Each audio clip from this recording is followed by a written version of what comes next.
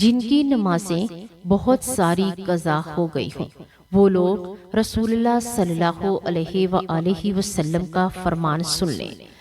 حضرت جبرائیل علیہ السلام کی یہ تسبیح پڑھیں، ان کی قضا نمازیں اللہ تبارک و تعالی ادا تصور فرمائے گا اور گناہ کبیرہ جیسے بھی اللہ معاف فرما دے گا۔ پیارے ناظرین، حضرت جبرائیل علیہ السلام رسول پاک صلی اللہ علیہ وآلہ وسلم کی خدمت میں حاضر ہوئے اور عرض کیا، محمد صلی اللہ علیہ وآلہ وسلم، آپ کی امت میں جو شخص اپنی زندگی میں صرف ایک بار یہ مقدس کلمات پڑھ لے گا، اللہ تبارک و تعالی اس کے تمام گناہ یوں معاف فرما دے گا کہ گویا اس نے کبھی گناہ کیے ہی نہیں۔ قیامت کے دن اس کا چہرہ اللہ کے برگزیدہ بندوں کی طرح روشن ہوگا۔ لوگ حیران ہوں گے کہ کہیں یہ کوئی نبی ہے، کوئی مقرب فرشتہ ہے یا کوئی ندا دینے والا۔ یہ وہ خوش نصیب ہے جو ان کلمات کی برکت سے بے حساب جنت میں داخل ہوگا۔ یہ وہ عظیم کلمات ہیں جن کی پہنچ سدرۃ المنتہا ہے۔ جو شخص ان کلمات کو 7 مرتبہ پڑھے گا، اللہ تبارک و تعالی اس کے تمام کبیرہ صغیرہ گناہ معاف اور اس کی تمام قضا نمازیں ادا تصور کی جائیں گے۔ یہ وہ بابرکت کلمات ہیں، ان کا ورد کرنے سے مغفرت واجب ہو جاتی ہے۔ یہ الفاظ رحمت الہی کی وہ کنجی ہیں جو ہر دروازہ مغفرت رحمت کا کھول دیتی ہے۔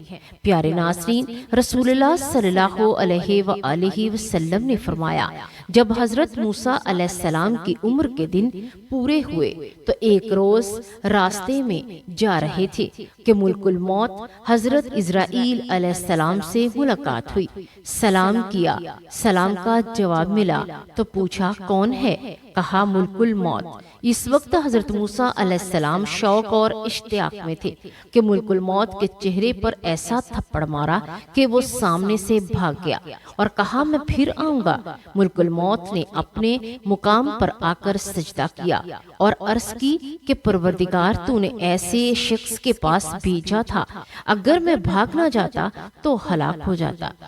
اسی وقت خطاب ہوا کہ اس کے لیے تھا تاکہ تجھے معلوم ہو جائے کہ ہمارے اور ہمارے محبوبوں کے مابین غیر کو دخل نہیں، صرف ہم جانتے ہیں وہ ہمارے دوست ہیں، ہم ایک دوسرے کے ساتھ محبت کرتے ہیں۔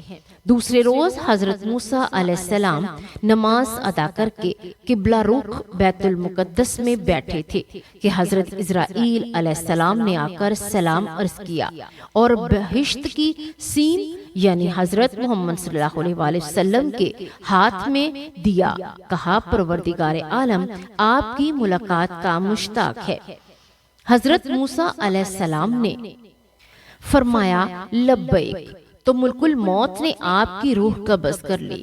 جب کسی کی موت قریب ہو تو اس کا منہ دائیں پہلو پر لٹاتے ہوئے قبلہ کی جانب کر دیا جائے اور اسے شہادت کی تلقین کی جائے، یعنی اس کے سامنے کلمہ شریف پڑھا جائے تاکہ وہ بھی پڑھے، اور جب وہ فوت ہو جائے تو اس کے جبڑے باندھے جائیں اور آنکھیں بند کر دیں۔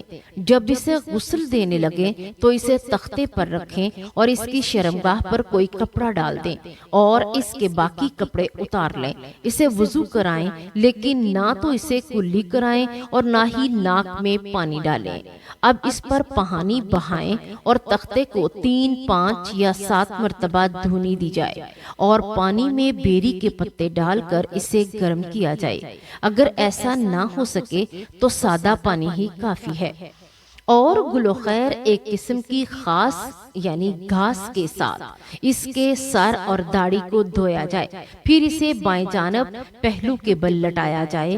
اب اسے پانی اور بیری کے پتوں کے ساتھ غسل دیا جائے، یہاں تک کہ دیکھا جائے کہ وہ چیز جو میت کے ساتھ نیچے کی طرف متصل ہے، ملی ہوئی ہے، اس تک پانی پہنچ گیا ہے یا نہیں۔ پھر اسے کسی چیز کے ساتھ سہارا دیتے ہوئے بٹھا دیں اور اس کے پیٹ کو آہستہ آہستہ ملیں تاکہ اس سے کچھ خارج ہو تو اسے دھو ڈالیں اور اسے غسل دوبارہ نہیں دیں گے۔ اب اسے کسی کپڑے کے ساتھ خشک کریں گے اور کفن پہنا دیں گے اور اس کے سر اور داڑھی پر ہنو جو کہ ایک خاص قسم کی خوشبو ہے، اس کے اعضاء پر کافور لگا دی جائے گی۔ سنت یہ ہے کہ مرد کو 3 کپڑوں میں لفافہ کی صورت میں کفن دیا جائے گا۔ اگر وہ 2 کپڑوں کو کافی سمجھیں تو یہ بھی جائز ہے، اور جب وہ میت پر لفافہ لپیٹنے کا ارادہ کریں تو اس کی بائیں جانب سے ابتدا کریں، پس لفافہ اس پر ڈال دیں، پھر اس طرح دائیں جانب سے۔ اب اگر میت سے کفن کے کھلنے کا خطرہ ہے تو اسے گیرا لگا دیں، اور عورت کو 5 کپڑوں یعنی 1000 کفنی، اوڑھنی یا دوپٹہ سینہ بند کے ساتھ اس کے پستانوں کو ڈھانپ دیا جائے اور لفافہ میں کفن دیا جائے۔ پھر اگر 3 کپڑوں کو کافی سمجھیں تو یہ بھی جائز ہے، اور دوپٹہ قمیص یعنی کفنی کے اوپر اور لفافے کے نیچے ہوگا، اور اس کے بعد اس کے سینے پر رکھ دیے جائیں۔ اور میت کے بالوں اور داڑھی میں کنگھا نہیں پھیرا جائے گا، اور نہ ہی اس کے ناخن اور بال کاٹے جائیں گے۔ میت کے کفن پہنانے سے قبل کفن کو تاک مرتبہ خوشبو لگائی جائے۔ جب ان امور سے فارغ ہو جائیں تو آپ اس پر نماز پڑھیں۔ اگر بادشاہ موجود ہو تو وہ لوگوں میں اس پر نماز کی امامت کرانے کا زیادہ حقدار ہے۔ اگر بادشاہ موجود نہ ہو تو پھر محلہ کے امام کو مقدم کرنا مستحب ہے۔ اس کے بعد پھر ولی ہے کہ اب اگر میت پر نماز جنازہ ولی اور بادشاہ کے علاوہ کسی اور آدمی نے پڑھا تو ولی اس پر دوبارہ نماز جنازہ پڑھا سکتا ہے، اور اگر ولی اس پر نماز جنازہ پڑھ چکا ہے تو پھر اس میت پر دوبارہ نماز جنازہ پڑھنا جائز نہیں۔ اگر میت پر نماز جنازہ پڑھے پھر بغیر میت کو دفنا دیا گیا تو 3 دن تک اس کی قبر پر نماز جنازہ پڑھی جا سکتی ہے، مگر اس کے بعد نہیں۔ اور نماز جنازہ پڑھانے والا بالکل میت کے سینے کے مقابل کھڑا ہوگا۔ نماز جنازہ کیا ہے؟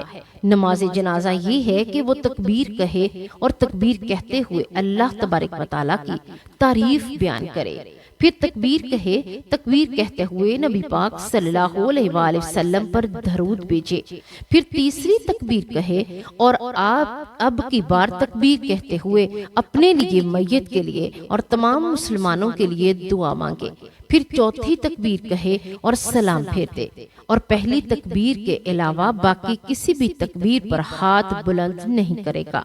ایسی مسجد جس میں نماز پنجگانہ باجماعت ہوتی ہے، اس میں کسی میت پر نماز جنازہ نہ پڑھی جائے۔ جب میت کو اس کے تختے پر اٹھائیں تو اسے اس کے چاروں پایوں سے پکڑیں اور دوڑے بغیر اسے جلدی جلدی لے کر چلیں۔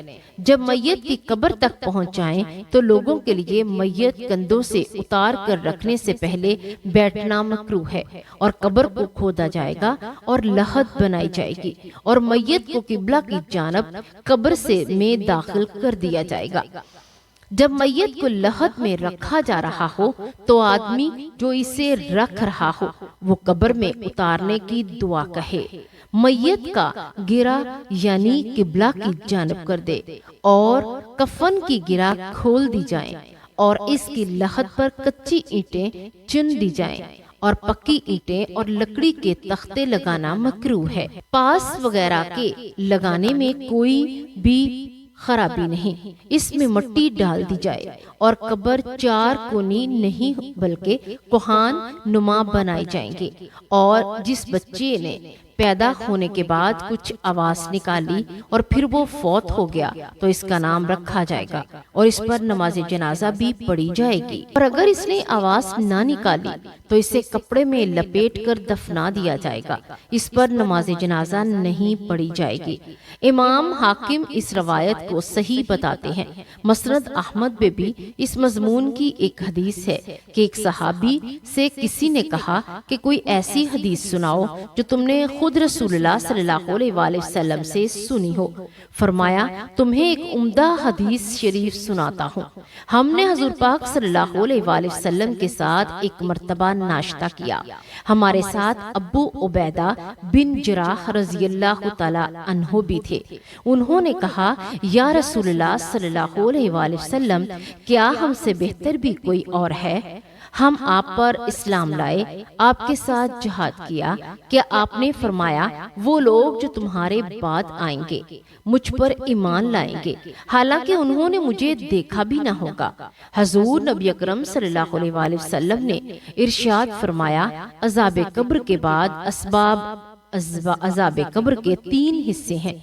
1/3 عذاب پیشاب سے نہ بچنے کے سبب، 1/3 غیبت کے سبب اور 1/3 چغل خوری کے سبب ہوتا ہے۔ حضرت ابو ہریرہ رضی اللہ تعالی عنہ بیان فرماتے ہیں، رسول اللہ صلی اللہ علیہ وآلہ وسلم نے ارشاد فرمایا کہ اللہ تبارک و تعالی فرماتا ہے، جو میرے کسی ولی سے دشمنی رکھے میں اس کے خلاف اعلان جنگ کرتا ہوں۔ جن چیزوں کے ذریعے بندہ میرا قرب حاصل کرتا ہے ان میں سب سے زیادہ پسندیدہ چیز میرے نزدیک فرائض ہیں، اور میرا بندہ نوافل کے ذریعے میرا قرب حاصل کرتا رہتا ہے یہاں تک کہ میں اس سے محبت کرنے لگتا ہوں، اور جب میں اس سے محبت کرتا ہوں تو اس کی سماعت بن جاتا ہوں جس کے ساتھ وہ سنتا ہے، اس کی بصارت بن جاتا ہوں جس کے ساتھ وہ دیکھتا ہے، اس کا ہاتھ بن جاتا ہوں جس کے ساتھ وہ پکڑتا ہے، اس کے پاؤں بن جاتا ہوں جس کے ساتھ وہ چلتا ہے۔ اگر وہ مجھ سے سوال کرے تو میں ضرور اسے عطا کرتا ہوں، اور اگر وہ میری پناہ پکڑے تو ضرور اسے پناہ دیتا ہوں۔ یہ حوالہ صحیح بخاری سے ہے۔ حضرت بریدہ رضی اللہ تعالی عنہ بیان کرتے ہیں، رسول اللہ صلی اللہ علیہ وآلہ وسلم نے صبح کی تو حضرت بلال رضی اللہ تعالی عنہ کو بلایا اور فرمایا کہ تم کس وجہ سے جنت میں مجھ پر سبقت لے گئے؟ میں جنت میں داخل ہوا مگر اپنے آگے تمہارے قدموں کی آواز سنی۔ عرض کیا، یا رسول اللہ صلی اللہ علیہ وآلہ وسلم، میں جب بھی اذان پڑھتا ہوں تو اس کے بعد 2 رکعتیں ادا کرتا ہوں، اور جب بھی وضو کرتا ہوں تو فوراً وضو کرتا ہوں، اور میں نے سمجھ رکھتا ہوں کہ مجھ پر اللہ کی طرف سے 2 رکعتیں لازم ہیں۔ تب رسول اللہ صلی اللہ علیہ وآلہ وسلم نے فرمایا، ان 2 رکعتوں کے سبب تمہیں یہ مقام ملا ہے۔ یہ حوالہ حدیث ترمذی سے ہے۔ روایت میں ہے کہ اللہ تبارک و تعالیٰ نے ایک ایسا فرشتہ پیدا کیا ہے، اس کی بزرگی اور ہیبت کو خدا ہی جانتا ہے۔ اس کا نام حابیل ہے۔ اس فرشتے نے دونوں پر پھیلا رکھے ہیں، ایک مشرق میں اور دوسرا مغرب میں، اور لا الہ الا اللہ محمد رسول اللہ کی تسبیح پڑھتا ہے، اور روشنی کا مقل مشرق والے ہاتھ سے روشنی دیتا ہے اور مغرب والے ہاتھ سے تاریکی۔ اگر روشنی کو ہاتھ سے چھوڑ دے تو سارا جہاں تاریک ہو جائے اور کبھی دن نہ آئے گا۔ ایک تختی لٹکی ہوئی جس پر سیاہ سفید لکیریں کھینچی ہوئی، اور وہ دیکھ کر کبھی زیادہ کرتا ہے اور کبھی کم۔ جب زیادہ کرتا ہے تو روشنی ہو جاتی ہے، اور جب کم کرتا ہے تو تاریکی چھا جاتی ہے۔ یہی وجہ ہے کہ کچھ دن بڑے ہو جاتے ہیں اور کبھی راتیں بعد میں اذاں۔ اسی موقع پر فرمایا کہ اللہ تبارک و تعالیٰ نے ایک اور فرشتہ اس قدر ہیبت والا بنایا کہ اس کا ایک ہاتھ آسمان میں ہے، دوسرا زمین میں۔ آسمان والے ہاتھ میں سے ہوا کو پانی میں رکھتا ہے، اور زمین والے ہاتھ سے پانی کو، اگر پانی کو ہاتھ سے چھوڑا دیا جائے تو سارا جہاں غرق ہو جائے گا۔ اگر ہوا کو چھوڑ دے تو جہاں تہو بالا ہو جائے۔ بعد ازاں اس موقع کے مناسبت وغیرہ سے فرمایا، اللہ تبارک و تعالیٰ نے کوکاف پیدا کیا ہے جو اتنا بڑا ہے کہ تمام دنیا کے گرد پھیلا ہوا ہے۔ دنیا مافیا اس کے اندر ہے۔ ارشاد باری تعالیٰ ہے، ترجمہ، اے اللہ تعالیٰ نے ایک فرشتہ پیدا کیا ہے جو اس پہاڑ پر بیٹھا ہے، اس کا نام فرقیل ہے، اس کی تسبیح ہے لا الہ الا اللہ محمد رسول اللہ، اور وہ اس پہاڑ کا موکل ہے۔ کبھی وہ ہاتھ بند کرتا ہے، کبھی کھولتا ہے۔ زمین کی رگیں اللہ تبارک و تعالیٰ نے اس کے ہاتھ میں دے رکھی ہیں۔ جب اللہ تعالیٰ زمین کو تنگ کرنا چاہتا ہے تو فرشتوں کو رگیں کھینچنے کا حکم دیتا ہے، جس سے چشم خشک ہو جاتے ہیں اور نباتات نہیں اگتے۔ جب فراخ سالی کرنا چاہتا ہے تو رگیں کھولنے کا حکم دیتا ہے۔ جب خلقت کو ڈرانا چاہتا ہے تو رگوں پتھروں کو ہلانے کا حکم دیتا ہے جسے زلزلہ کہتے ہیں۔ پس جب حکم ہوتا ہے تو زمین ہلتی ہے۔ اسرار العارفین میں یوں لکھا ہے کہ اللہ تعالیٰ نے اس پہاڑ کو 40 جہان کے برابر بنایا ہے۔ ہر جہان میں اس کے 400 حصے ہیں اور ہر ایک حصہ اس دنیا سے 4 گنا ہے۔ اس پہاڑ کے پیچھے کوئی تاریکی نہیں اور نہ ہی وہاں رات ہوتی ہے۔ وہاں کی زمین سونے کی ہے، وہاں کے رہنے والے فرشتے ہیں، نہ آدم شیطان، نہ بہشت، نہ دوزخ۔ جس روز سے اللہ تعالیٰ نے انہیں پیدا کیا ہے سارے فرشتے لا الہ الا اللہ محمد رسول اللہ کہتے ہیں۔ ان 40 جہانوں کے پیچھے حاجات ہیں جن کی لڑائی اللہ تعالیٰ ہی کو معلوم ہے۔ ایک مرتبہ نبی کریم صلی اللہ علیہ وآلہ وسلم بیٹھے تھے۔ فرمایا مجھے اللہ تعالیٰ نے بہت سی کرامتیں عنایت فرمائیں۔ حضرت جبرائیل علیہ السلام نے حضور اقدس صلی اللہ علیہ وآلہ وسلم کی خدمت اقدس میں آ کر کہا کہ حکم الہی ہے کہ میں نے تیرے پاس جو کتاب بھیجی ہے اس میں ایک ایسی صورت ہے، اگر وہ تورات میں ہوتی تو موسیٰ علیہ السلام کی امت میں سے کوئی شخص یہود نہ ہوتا۔ ایسی صورت ہے کہ اگر انجیل میں ہوتی تو کوئی عیسائی بت پرست نہ ہوتا۔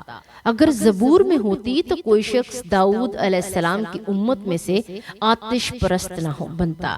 اس واسطے یہ صورت بھیجی گئی ہے تاکہ اس کی برکت کے بعد تیری امت اللہ تبارک و تعالیٰ سے مدد حاصل کرے اور قیامت کے دن دوزخ کے عذاب سے خلاصی پائے۔ حضرت محمد صلی اللہ علیہ وآلہ وسلم نے پوچھا وہ کون سی سورہ ہے؟ فرمایا وہ سورۃ الفاتحہ ہے۔ پھر جبرائیل علیہ السلام نے کہا اس خدا کی قسم جس نے آپ صلی اللہ علیہ وآلہ وسلم کو پیغمبر بنا کر بھیجا، اگر روئے زمین کے دریا سیاہی اور تمام درخت قلم بن جائیں اور 7 آسمان اور 7 زمینیں کاغذ بن جائیں اور ابتدائے عالم سے لے کر سب فرشتے اور آدمی ان کے فضائل لکھتے رہیں تو اس فضیلت کو نہ لکھ سکیں گے۔ پڑھنے والا یہ سمجھے گا کہ اس کی ماں نے اسے آج ہی جنا ہے۔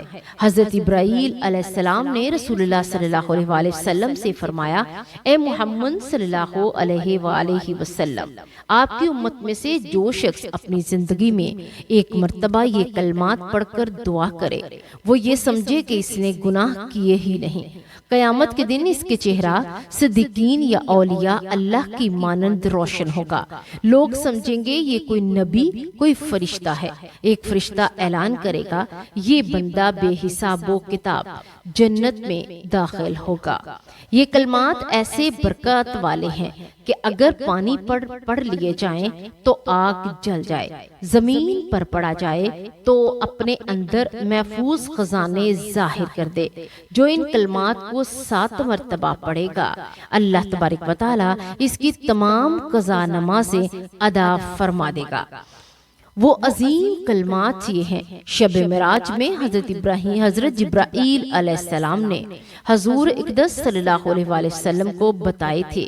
وہ کلمات یہ ہیں لا الہ الا اللہ المالک الحق المبین، لا الہ الا اللہ الحکم العدل المتین، لا الہ الا اللہ انت سبحانک انی کنت من الظالمین، لا الہ الا اللہ وحدہ لا شریک لہ ولہ الحمد وہو علی کل شیء قدیر۔ پیارے ناظرین، یہ حدیث میں نے تلاش کی نہیں ملی۔ یہ اولیاء اللہ فقہاء علماء کرام کا وظیفہ ہے۔ روح ایک ایسا راز ہے جسے صرف اللہ تبارک و تعالیٰ کی ذات جانتی ہے۔